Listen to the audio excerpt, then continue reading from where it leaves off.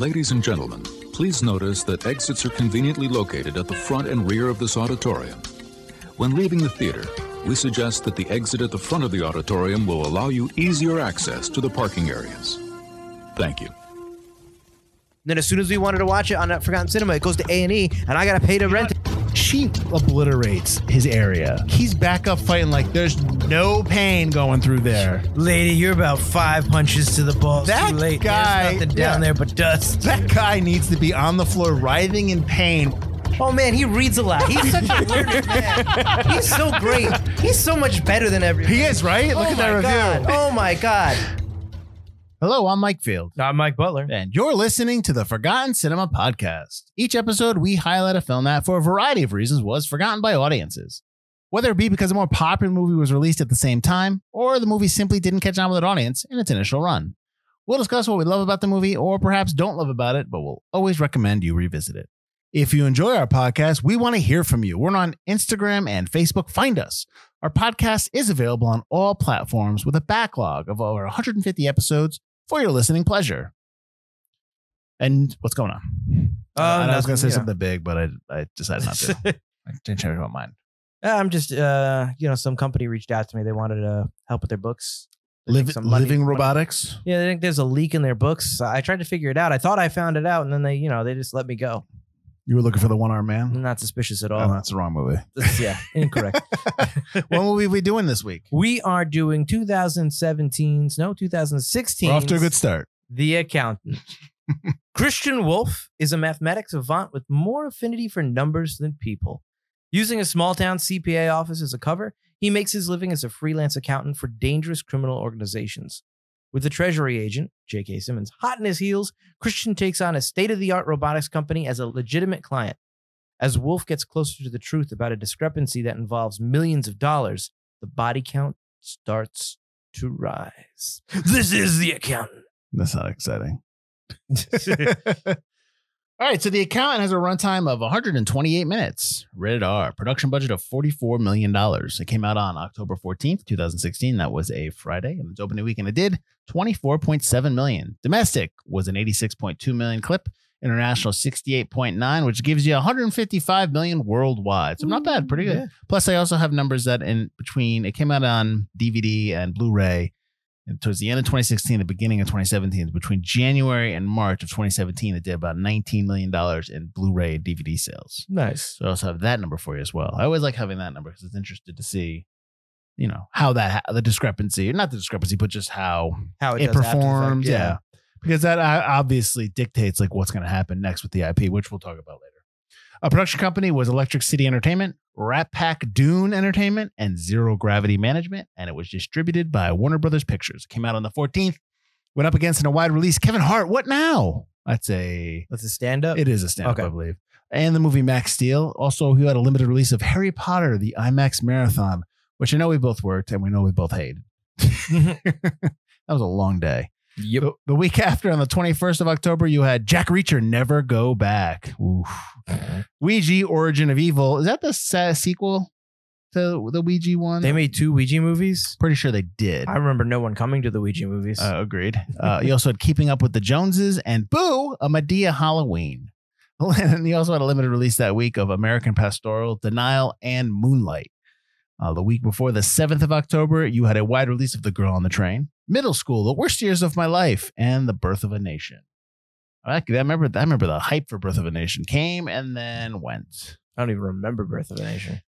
Remember the guy that made it? It was like it took a long time for him to make it, but then when it came out, there were sexual assault allegations levied against him from his past. I think that, and then it kind of petered out a little bit, and then you never really heard from it again. So this film was directed by Gavin O'Connor, who has done Miracle, Warrior, and The Way Back. Written by Bill Dubuque or Dubuque, whatever. I don't know if he's a creator of the show, but I know that he is an executive producer and written a lot of episodes for the TV show Ozark. He's also done The Judge and a Definitely Maybe. Cinematographer was Seamus McGarvey, who's been nominated for 2 Oscars. Anna Karenina, yeah. Man, I'm off today. And Atonement, and also he did Bad Times at the El Royale, which we did. few seasons ago. Composer was Mark Isham, who was nominated for an Oscar for A River Runs Through It. He's also done 42, Invincible, and The Majestic. Edited by Richard Pearson, who was nominated for an Oscar for United 93. He also did a Bond film, Quantum of Solace, and The Rundown. And produced by Lynette Howell-Taylor and Mark Williams. Taylor was nominated for an Oscar for producing A Star Is Born. She also did Blue Valentine and Big Eyes. And Williams has done The Cooler, Cop Shop, and Blacklight. I think the last 3 or 4 movies have been with Liam Neeson in his filmography. Action movie phase. Yeah. So you have Ben Affleck as Christian Wolff. He's nominated for 2 Oscars, neither for acting. He won the Oscar for Best Picture for Argo and for for writing for Good Will Hunting. And he's also Batman in the new DC, whatever they're doing stuff. Right, Butler? DC Universe. Apparently he's back, even though he was out. Anna Kendrick has Dana Cummings. She was nominated for an Oscar for Up in the Air. She's also in the Pitch Perfect series and the movie A Simple Favor. And I think that they're actually doing a Simple Favor sequel. So really? They're optioned or it's coming. Yeah. Who's my Up in the Air sequel? J.K. Simmons as Ray King. He won an Oscar for his role in Whiplash, and he also was nominated for an Oscar for the Being the Ricardos, which was last year, I believe. He's also in Juno, and he's Spider-Man. What's the character again? J. Jonah Jameson. There you go. He's also in. Oh, well, he is in the new one, but that was because it was the multiverse, and I've already confused myself with the Spider-Man stuff. Jon Bernthal as Brax. I guess that's a good way to try to hide his name. He's in The Wolf of Wall Street. He's a TV show, The Punisher, and Ford vs. Ferrari. Jeffrey Tambor as Francis Silverberg from the TV show Arrested Development and Transparent. He's also in the movie The D Train, which we covered a couple seasons ago as well. Cynthia Ade Robinson plays Mary Beth Medina from the TV show Power. She's also in the movie Always and Forever, and she's in the upcoming show on Amazon, Lord of the Rings, The Rings of Power. Jon Lithgow is Lamar Blackburn.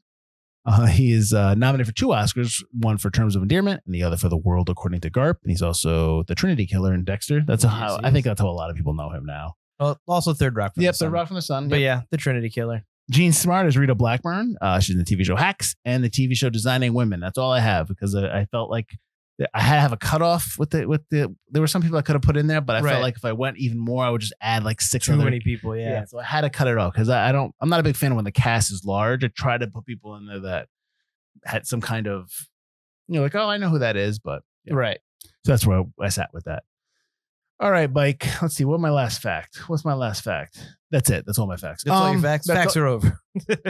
So I know we both saw this. I know we both enjoyed this. I had not seen this since I saw it in the theater. I may have seen a scene or two. Right. What's weird is we didn't watch this together in the theater. You might have had this week off. So I remember watching this on my own in the theater that Thursday. Well, yes, probably because I wouldn't have watched any of those other movies. Kevin Hart movie or Max Steel. So maybe I was off that week or I just couldn't do it or something. Oh, there are a couple where you had to go. Actually, so exactly. I know I watched Jack Reacher Never Go Back. I know I watched that. Jack Reacher Never Go Back. I want to say we watched The Girl on the Train too. We did. That movie's not good. Yeah, that's all right.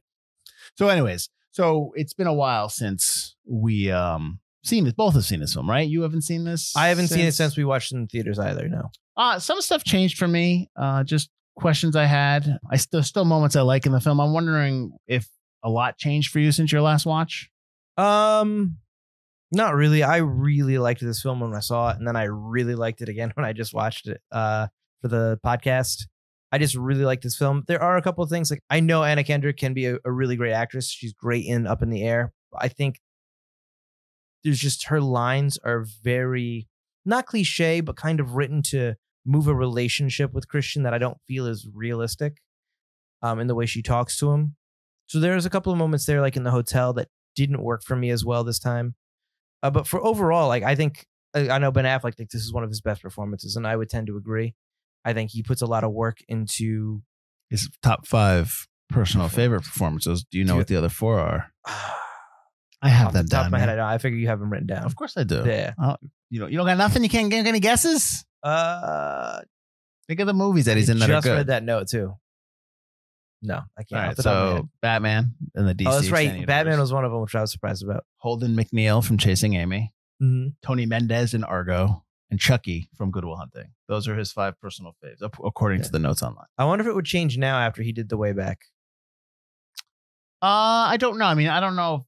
I mean, there may because The Way Back's a good film, but there's no fun in that role. You know what I mean? It's kind of like a really hard serious role. Maybe there wasn't a lot to, because he's not one note. When I say one note, I don't mean that as a cut for a way back. He's always down and dour in that film. Oh yeah, absolutely. And, and he's struggling to get back to some kind of positivity in his life. So I don't know. Maybe it just didn't relate to it. I don't know. Maybe that will change. But but to your point about Anna Kendrick, I didn't have a problem with her in this film. Maybe I can understand in terms of the writing and what they were trying to do. Like, I'm not saying it was her fault. I just think that anybody given those lines, I just don't. It just didn't really feel. I don't really feel the connection there. Well, let's talk about that relationship, because I don't know if at some point when we first meet Christian Wolff, they do a really good job of setting up his life and what he needs. His lack of connection. That he can't. His routine. I still don't understand the routine of going to that house and rolling his calf or his shin with that wooden dowel. I don't know what that. I think that's just the sensation centers him while the light's flashing and the sound. While there's giant music going. The thing that I thought was just like, all right, he's just got to get like the sensory stuff out of the way, because like you don't take bright lights. You just got to get more like that's what his dad said when you got neuroscience. Yeah. But then watching it this time, at the end with the last battle, when he's hiding behind the wall and the other mercenary comes up and he's just shooting the wall to try to get him out of there. Right. He's like trying to like real hard to just like take the sound and the muzzle flashes. So I'm wondering if that's supposed to be simulated gunfire, and like that's how he gets used to gunfire. I don't know. Maybe I don't know. But so my point with just kind of setting up all that stuff and how they set up his life. And then he first meets Rita Blackburn, played by Gene Smart, and the other guy who like Chilton. Yeah. And he's very curt. He's very short. He's very like, he doesn't care. He's very to the point. Yeah. And then even when he meets Dana, and then like the next day, it's like when he sits down for lunch, right? It changes. Like he suddenly changes. And I got a sense that his character had a shift, and maybe that's just because, okay, well, this is how the plot goes and that's how we wrote it. I don't know. I didn't understand if that fit. I still question whether that. Then all of a sudden he's a high functioning autistic person, a person who's high functioning autism. Right. But when they show him as a kid, that's not the indication I get when he's when his father has to come in and calm him down. Right. We don't really see him. We see him basically at one stage in his life. They only flash back to the same age version of Christian. We never see him at different ages. Him in the military, him doing this and that. So we never really get to see what worked and what didn't work in terms of him becoming more functioning. And I get that Dana, like the fact that she doesn't just kind of go away or walk away after realizing he's not answering back. Like she keeps trying. But why does she keep trying? Mm-hmm. But like, and obviously Christian, because he desperately wants a connection. He just can't have it. Kind of ends up warming up to that. Like, I don't like it, but okay, she's not running away. Let me try. Oh, and she makes a reference to she likes solving puzzles. She likes balancing, which is like things. A connection to him, right? Right. And if you read some of the notes about how I guess Anna Kendrick's mother is an accountant, so she helped her with the math in the script, and so she kind of used her mother as a kind of a basis for her character. Yeah. Which is pretty cool. I mean, that's a cool note. I don't know. I just like the questions I have about their relationship, and I'm really glad that it didn't get. Not that it didn't get physical, but it wasn't overly romantic. It was like a kinship a little bit. No, there's a scene toward the end of the hotel where you think it might get that way. I think he felt that and he didn't want that. Yeah. So he goes, I got, because he could. Crazy Eddie. Right. I'm kind of glad they didn't do that. My questions about the relationship is just basically, I don't know. Not that I don't know what to think, but I don't have the answer yet. I can't figure it out. I think if she was there and didn't leave while he was trying to figure it out, writing on the whiteboard and stuff like that, and was with him during that whole time to give them a little bit more time together, I think it would have worked better for me. Mm-hmm. So if she was there that overnight, them spending more time together than just one conversation at lunchtime. So would that make the scene where he is excited to show her that he figured it out? Would that make that scene better for you in terms of if she had been there working with him the whole time? Because all of a sudden she comes in and he's like, he wants to show her, like, has, you know what I mean? Like that's never, because she likes puzzles. So maybe he's just really excited. And maybe that's how he gets when he solves a puzzle. Maybe he gets really excitable, which I can understand. Mm-hmm. But I think it would work better if, let's say she's helping him and then, it gets late. So she passes out on the desk again she wakes up and he's done like there's so much more than there was originally. Right. The digital word. Did you read that? That they copied and made his handwriting a font. And so what I'm at, so my question is, did he ever write on those windows, or did they just put those in after the fact? It seems like he did write on the windows, but for take after take, if they had to delete stuff, Okay. They were able to add certain things in. That's better than I thought they just faked the whole thing. I was like, what? Yeah, that was a little like, no. That was probably all written, but there was probably a section where he could erase and then go back over. Right. No, I got you. I got you there. My favorite part of the movie is the end, but more importantly, not the shootout. The shootout's a nice shootout. Yeah, but just the relationship between the two brothers. Oh, absolutely. That kind of made the movie for me. That Right. Oh, I don't know. No, I think that the film builds up to it, but it doesn't. It teases it. Like watching it again, I notice certain things that are like maybe like Brax kind of getting the hint that it might be his brother. Well, I think when he figures it out is when Lithgow's character Lamar tells him about the accountant, and he's just some freak. Yeah, I think because they cut to a shot of him, and he's like, but so that's when I thought that he first thought it was his brother. Is that when you think it was? I think he was reminded of his brother, but I don't think that's exactly when he. Well, the next scene after, he's asking him questions to describe him. Exactly. Oh, that's true. So he's had it in his brain, right? So maybe he's like pushing him for more. I don't think it was the scene when he shoots at him from across the. Oh no, street. I don't think he knew him. Right. I don't think either of them were able to really see each other at that point. I don't think that Christian knew he was going after Braxton. Do you think that? I mean, because I don't know if I was. I think I was not fooled, but I didn't see it coming in the first watch. Do you think it's obvious? It's tough. After the second watch, it's super obvious. Sure. But now after this one, no, I did not see it coming. I was like, oh, snap, this is brother. I was waiting the first time I saw it for them to explain that Braxton died. Okay. And that's why you don't see him anymore. Something else happened further in his life. Right. And then when he's ignored, like, he joined the military, there's his dad. I was so caught up in the fact that his dad jumped in front of a bullet and he was arrested and made a scene in front of this funeral home that I was distracted by his brother wasn't there. So let's talk about that. Okay. So let's talk about, so the mother leaves. The mother just has had enough, and she leaves the family. She leaves her sons. She leaves her husband. I love to see when Braxton gives him the finger. She leaves. She abandons the family. She goes and she starts another family with this other guy, and she passes away. So at the funeral, the first husband, Braxton, and Christian's what's his father? Yeah, you never get his name. Yeah, okay. Father the colonel show up. Yep, and to pay the respects, but it's like the father, the new husband, the new widower knows who he is, has a problem with it, and I'm like, why do you have a problem with it? She left. Yeah, she left because she couldn't handle it anymore. He didn't beat her.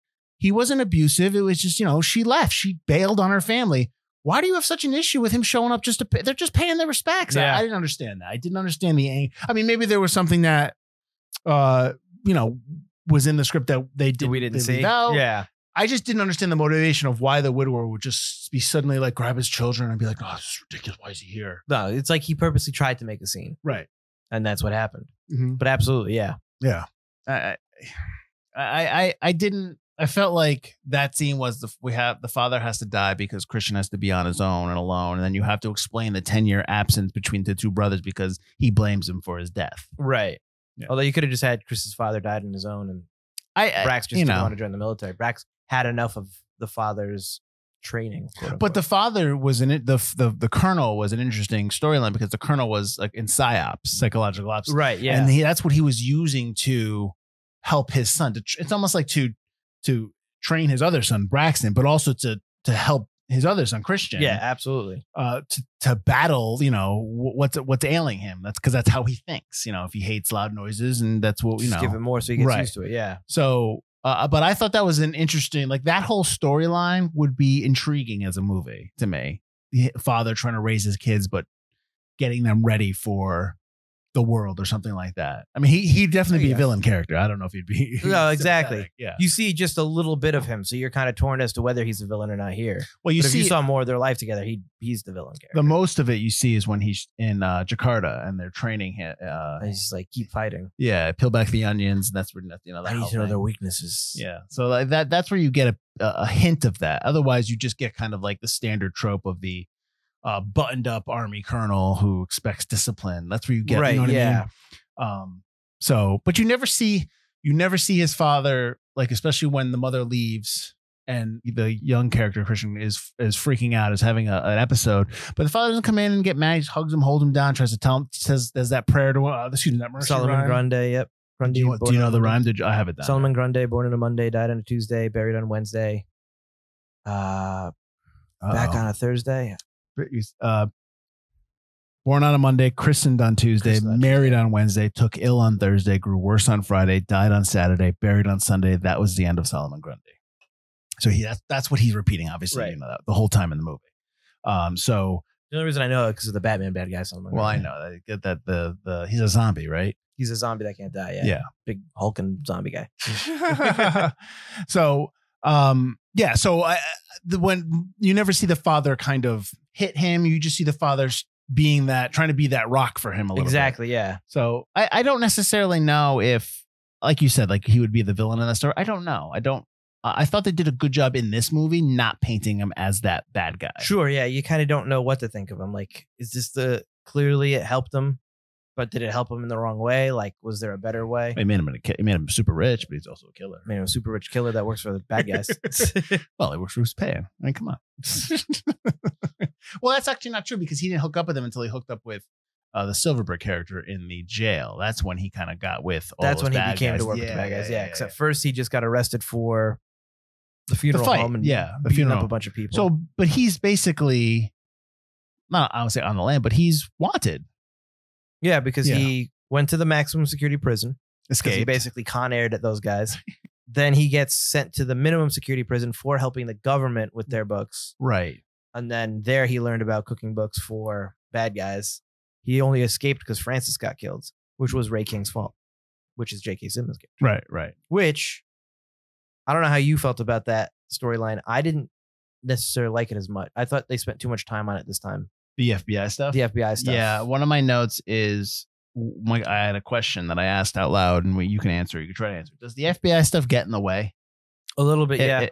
Like there's a moment where they're in the house, and there's pretty much a huge exposition dump in the house where Ray King, J.K. Simmons' character, is just like explaining everything, and I'm he like, tells you where Christian Wolff came from. but like he retells the story like 3 times almost, and it's like a 10 to 15 minute slowdown in this film. We're just like, why are we doing this? It comes at a bad point because it comes basically, the final fight's about to happen. Mm-hmm. So why did we just cut away from the final fight when we know? Mm-hmm.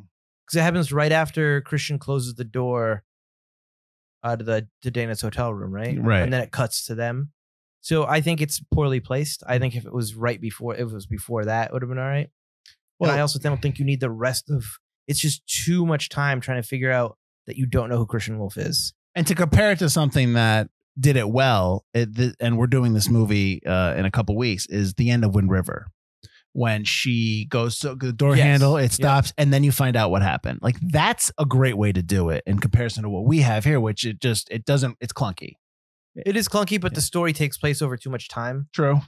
So you have to do it in that kind of way. I just don't think it's poorly timed. Right. And we've already spent too much time with these guys. Yeah. I don't know if you remove the FBI aspect out of it. The whole stuff with Medina, how she lied on her application and she's going to take over for Ray King so that she'll get the phone calls, like all that stuff. I was just like, this really isn't what I don't care about this story. I kind of like it because it's the only thing that makes him Christian Wolff kind of a good guy. Sure. In a way.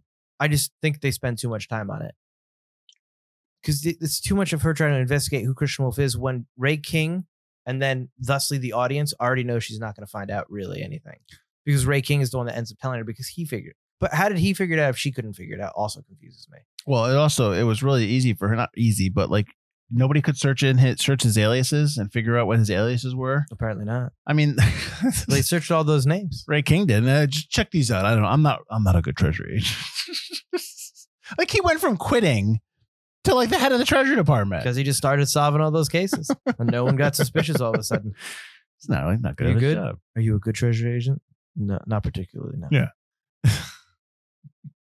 So I want to talk about the idea of how Living Robotics was going to talk themselves out of something. So it starts off, what's his face was stealing $60 million, Lamar, pumping it back into his business to make it overinflate the numbers. Overinflate the numbers so that they will public and he would make a lot of money. Right. Okay, fine. No, it's not for him to make a lot of money. It's so that he can increase the business. And whatever. Anyway, so that's what he was doing.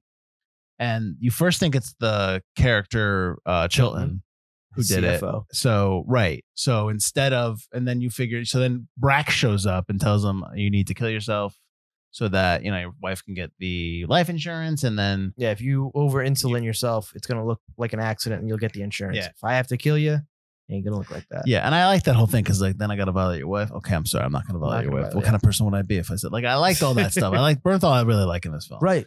Yep. And so, so they're trying to like cover their bases, find a scapegoat, and move on. Right. But then all of a sudden, it's a real easy decision for Lamar to have his sister shot and killed. And then I'm like, how are you going to explain that? Like, how is that going to be explained now? Because you just basically assassinated her. Yeah, I have no idea. Yeah, I didn't understand that. Like, it was just like an assassination attempt and we're moving on. What I also didn't get this time, but like I didn't care last time, is you set up Brax as kind of a good guy. At the very beginning. He's working for someone who's from the steel industry, people losing their jobs because someone is shorting stocks in England and ruining a lot of people's lives. So he's hired to stop him. He doesn't kill the guy. He just kind of, through intimidation, convinces him not to, do anything. Next scene. As far as we know, Chilton, and maybe even Brax knows, Chilton's the bad guy. Chilton is cooking. So you're saying that Brax, what? You don't think Brax knew that Lamar was doing everything? Right. He was just told that Chilton was He was just told. So he's like, I'm doing the right thing. And then over insulin yourself. Your wife goes, blah, blah, blah. Okay. So not only is it easy for Blackburn to kill his sister, which is, yeah. But Brax is the one to do it. Yeah. Even though up to this point, he hasn't been that cold blooded in terms of what he's doing. Yeah. That I needed to see something where, at least this time, not the first time, where he's kind of convinced that what he was doing was the right thing. See, I don't think that whole plot point was thought out. I don't think a lot of that was thought out. I think it was just it seems up to Chilton, yes, but yeah, the Rita stuff doesn't. I don't think Braxton cares who he kills. I think he just wants to get paid, and that's it. He works for whoever hires him. I think he knew. I think he probably knew Lamar was bad, and he knew what he was doing, and he was hired now, and he had to do a job, and now they had to protect him from this guy that was killing him and stuff like that. But obviously, family trumps all that because he's just like, when he shoots him, he's just like, eh. Yeah, he doesn't care. I mean, at that point, all his guys are dead anyway as well. So it's like, who cares? Yeah. So, I think a lot of that wasn't really thought out that well. And that's probably maybe it was rationalized at some point, but I like we're both talking about, we can't buy it. I think that at that point, they were done with the mystery plot of that, and they were just like, all right, now we're just going to focus on Braxton and Christian's relationship. And that's the end of the movie. And no one's going to care about that anymore. Yeah.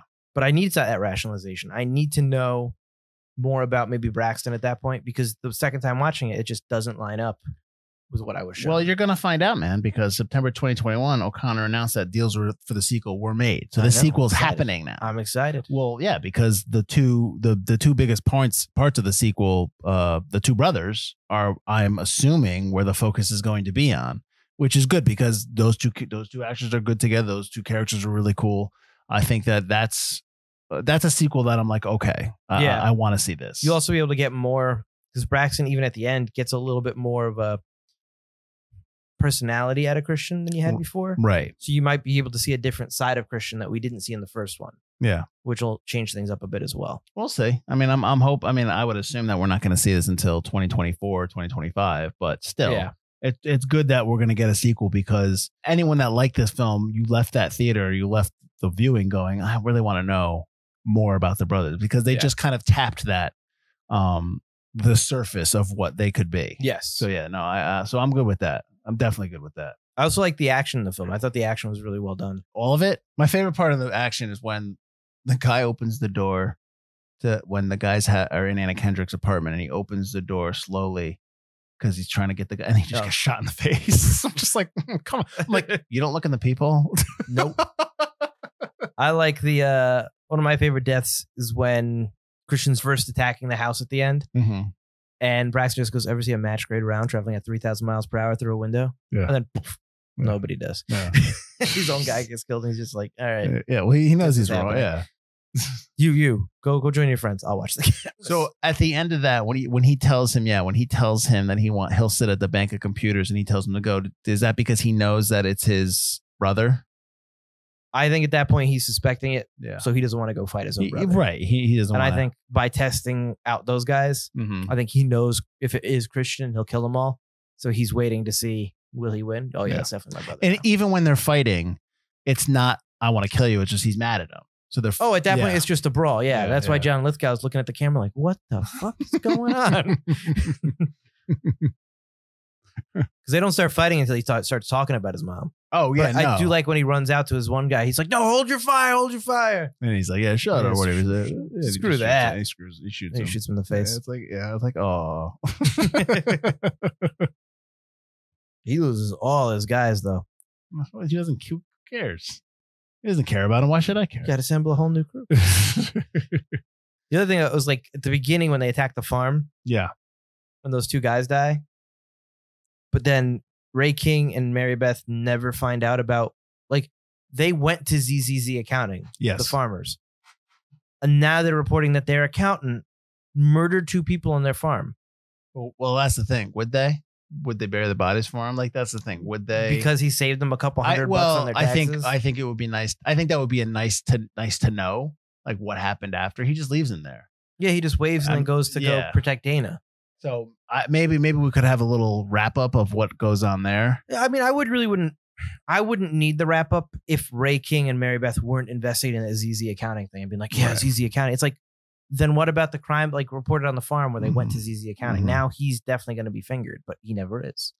And so Christian goes and cooks the books or tries to find when people lose money or you know, like when somebody, you know, when he talks about how if a drug cartel lost $30 million in product, you know, who do you call? Right. Yeah, it's okay.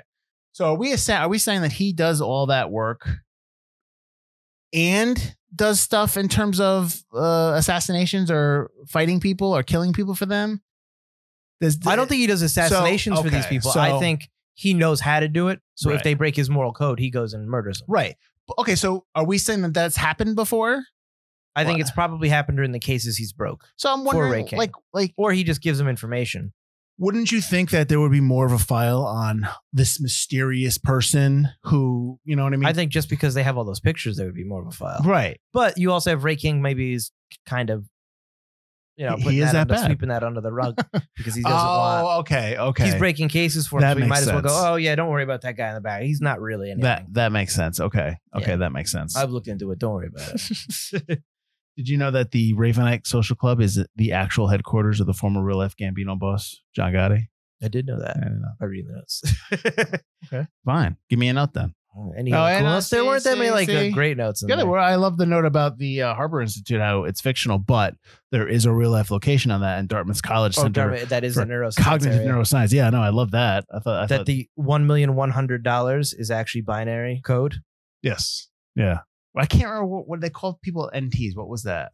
Normal. Normal. Basically, like referencing people that do not have autism, but don't understand that maybe autism is something. Yeah. You know, something more, not less than, something more than. Yes. Right. Which there was a movie that was into that talk about that. Maybe that's just a common theme in these films. Do you know about the paintings and what they're called and all that stuff? I mean, I don't know if you're interested in that. I had looked at it, but I was like, all right. I know that Jackson Pollock is edited to have an eye on it where it doesn't actually usually have an eye. I think the original is bigger. Yes, it's not the right size. Yeah. I mean, but I'm pretty sure his canvases are big to begin with, just because how he painted. That's how they were always huge in the movie I watched with what's his face? Pollock with Ed Harris. Ed Harris, yeah. Ed Helm. Ed something. Ed Harris. I can never remember Ed Harris's name. Shame on you. Anyways, yeah, no, I think they were bigger canvases. He's got the paint cans going, like splashing everything and all. So yeah, I think it's got to be huge. The note that I had here was either this was the first one or this was the last one before he started using mops and buckets, I believe. And it's called Freeform. That's what it's called. That was hanging off of his ceiling. Yes. And the one that the Renoir is called Women with woman with parasol and child, and then dogs playing poker. One's called A Friend in Need. I love dogs playing poker. It's incongruous.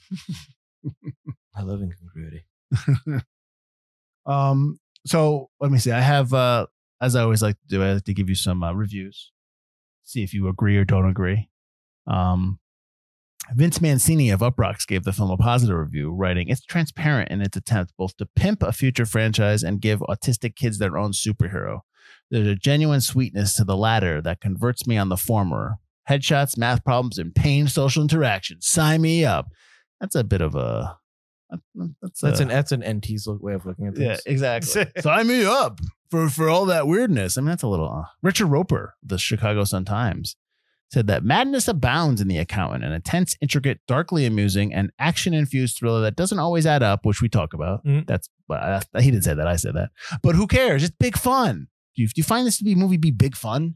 I don't know if I find it to be big fun. Interesting. I like it. I mean, the action scenes are cool. It's the kind of movie I really like.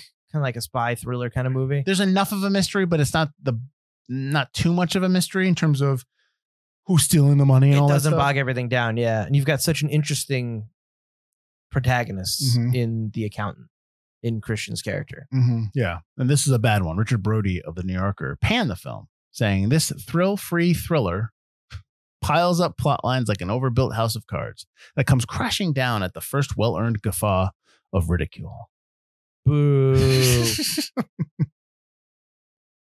I don't agree with that. Obviously, I like the plot lines. You booed it. So obviously. I put this on the list. Of course I booed that. What did you think about his explanation of how the number 3 appears? Do you know like all about that? I was reading about it and it just kind of confused me. I'm not a good math guy. Well, let me read it for you. While for dramatic effect, the script calls out the repeated use of the number 3 as an indicator of fraudulent numbers. And what they're talking about is that theory is called Benford's law. And it states that in numbers such as account transactions, the probability of a number occurring naturally drops as one moves from smaller numbers to the larger numbers following a logarithmic scale. So basically, when you start faking numbers, right, sometimes we have a bias towards not just 3, but certain numbers. So that's how they can check. They can figure out that. If you do it too many times, you're no longer going to be random. So like you might be faking numbers, but you might be always, let me put a 3 in there. Let me put a 3 in there. So they can catch that. I guess this law they have used. It's like when you fake multiple choice tests, you always go with the letter C. Yeah, exactly. So they've used this to detect fraudulent accounting transactions, which I was fascinated by that. I thought that was pretty cool. Oh snap! C would be the 3rd letter. C is 3. Well, he has 3 eggs, 3 pieces of bacon, all that stuff. They do that. The number 3 is kind of prevalent in the movie. So one of the things that they set up the house. I'm completely jumping off that topic into another. They set up his house where his house is like set up to be defended, and we never get that payoff. Yeah, I was a little disappointed too. I forgot the minigun. Then I was like, oh man, it would have been awesome if we got a minigun scene. Right. Where the guys just show up like, all right, let's do this. And he just lights them up. We get no payoff there. That would have been so cool. Yeah. No payoff with that, which I thought was like, Well, that's something you don't see every day. Do you have any other quotes from the movie that you liked? I do like, what are you going to do? I'm going to find the person who wants to kill her and shoot them in the head. I just like his like just direct like boom. Yeah. Or this is where you live. This is a storage unit. That would be weird. Yeah, it's where you sleep. Yeah. I like when because I think this is I kind of think this is legit when the guy who heads the Harbor Institute says your son is different. He's like, sooner or later, different scares people. It's right. Oh, that's true. Yeah. You know what I mean? Like, you know, you hate to say it, but it's right. Difference does scare people. You know, you're not when you don't, not even being autistic, not even like that in that realm, any realm. Like if just you as a person. Yep. If you're not eclectic, like everybody else, they're not going to like you. Yeah. That's what his father says as well. Right. They don't like you or dislike you. It's not about that. Yeah. It's about you being different, and that scares them. Do you like that scene when he basically drives his kid to the fight, and then as Christian starts fighting, he's like, "Go!" He lets his son out like a guard dog. I do like that scene. I'm like, yeah, get him. I also like that the first person Christian clocks is the guy that's clearly like the oldest of all those bullies. Oh yeah, and he's just like, boom, right in the face. I also love the line when they're talking to the CFO and Dana. They're talking to Christian for the first time, and he's going to need the books for the first 10 years. He's like, "You're pretty direct, aren't you? How long have you been CFO? 15 years. I'll need the book for 15 years." Yeah, exactly. I also like when Ray King and Medina first meet, and he basically unveils that he knows her secret, and then she gets up and he tells her to sit down. But I I mean, he's like, he says sit the F down. Yeah. I like when he says, this is a big moment for you. Make a good choice. Yeah. I thought that was a nice line there. Also, like, so when Justine calls the house and Ray's got his feet up on the table, his hat over his head, tell Elliot Ness to get his feet off the table. It's not in a barn.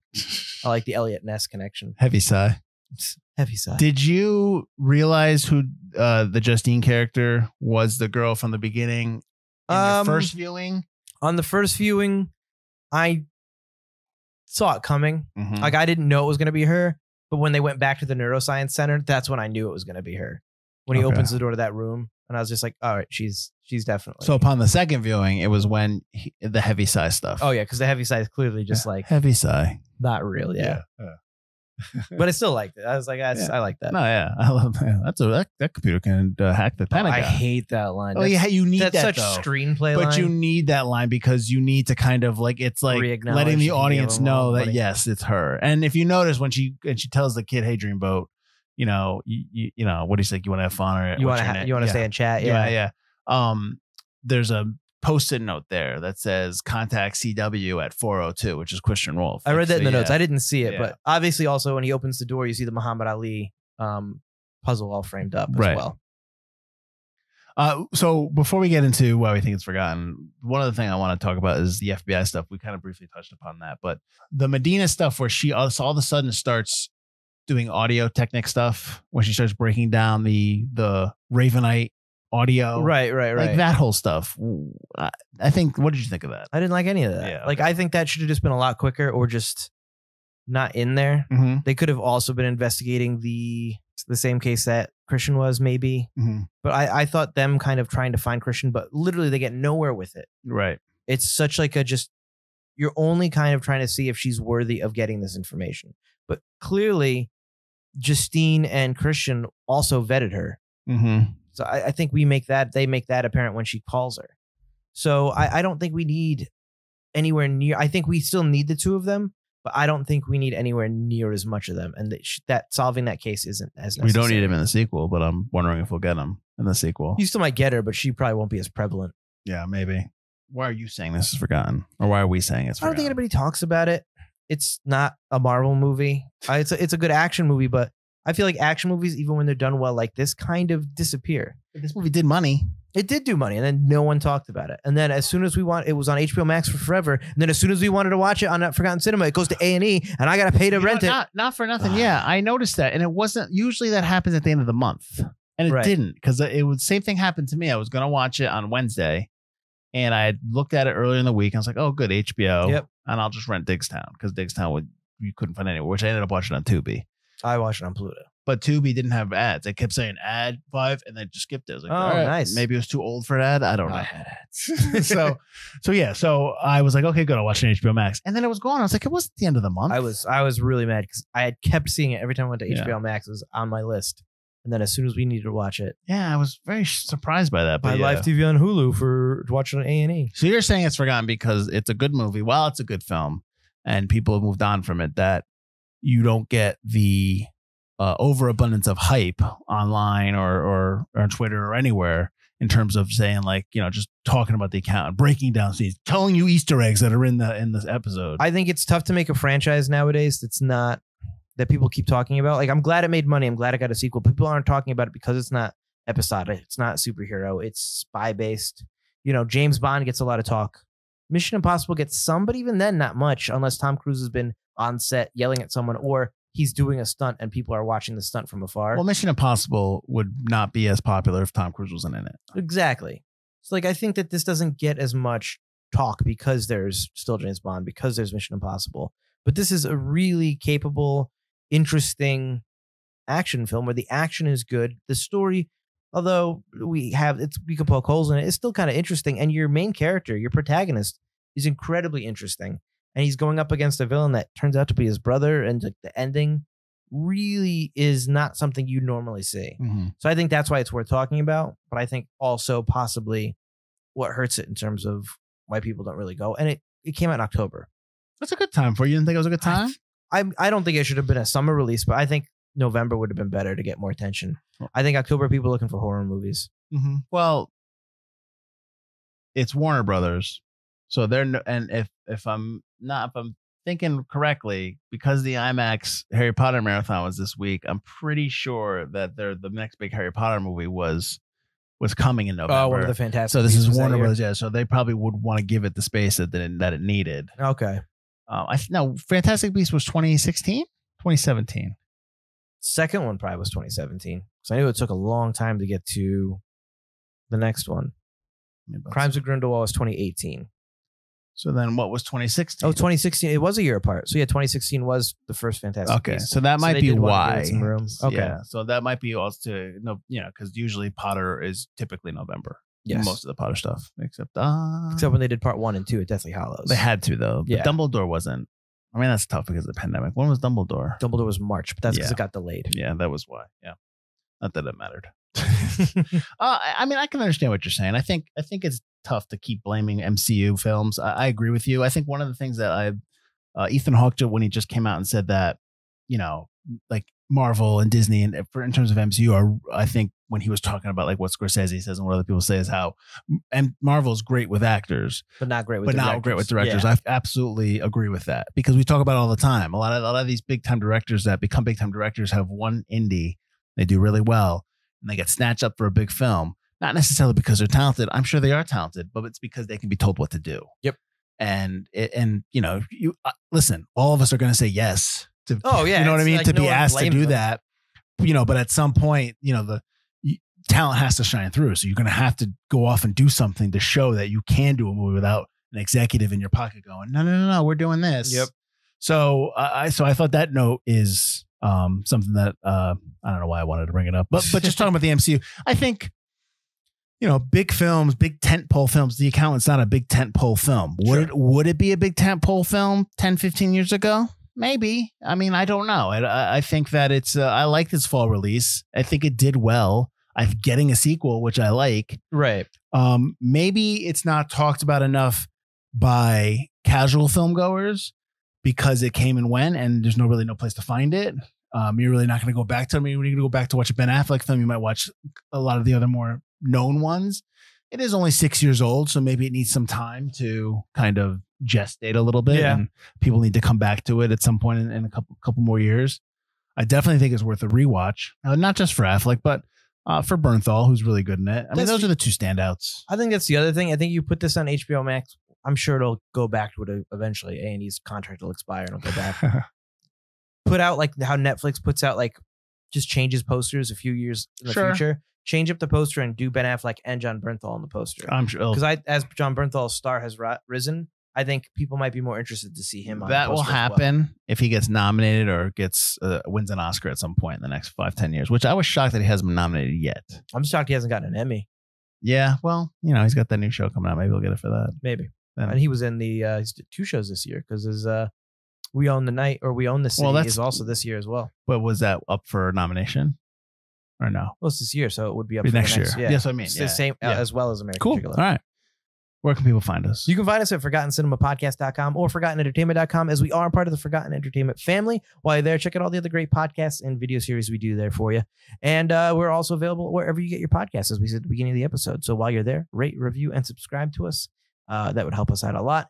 And if you want to join us on the socials, we post a bunch of commercials and posts all the time, mostly Field, pretty much only Field. And talk to us on the lobby. It's on Facebook where we talk about movies and we ask questions. Let us know what you guys think about The Accountant, if you guys liked it, if you guys saw it, if you think our episode will convince you to see it. And if you didn't like it, I don't want to hear about it because I really like this movie. So don't talk to me about it if you don't. And join us next week where we'll be having another guest star. Jon Bernthal from the Pint Podcast has chosen for us to do the 2005 film Serenity. So I don't think we'll get canceled by doing this film, right? But who cares? I don't think he's canceled so much. It's just kind of like no one likes him anymore. He's a big old jerk. Yeah. Well, we're going to be talking about Space Cowboys next week. So join us next week with Jon Bernthal. Jon, we can't wait to have you on. Until then, I'm Mike Field. I'm Mike Butler. And this has been Forgotten Cinema.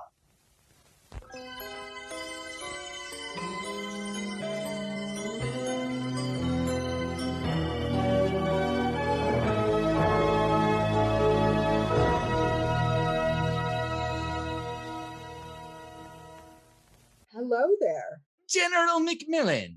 I was expecting a podcaster of your abilities to be a little older. Anders, you're shorter than I expected. No need to be so uncivilized. I'm Anders, that's Colleen. Join us along with our co-hosts Daniel and Flo for yet another Star Wars podcast, because the internet can never have enough nerds talking about Star Wars. This season, we're headed, hopefully briefly, back again to the edges of Tatooine's Dune Sea to explore the new series Obi-Wan Kenobi. We'll search our feelings for what we know is true, that changing your first name from Obi-Wan to Ben is the most effective cover story in the history of the galaxy. Yet another Star Wars podcast is available wherever you get your podcasts and is proudly part of the Forgotten Entertainment family. Entertainment family. Entertainment family. Entertainment family.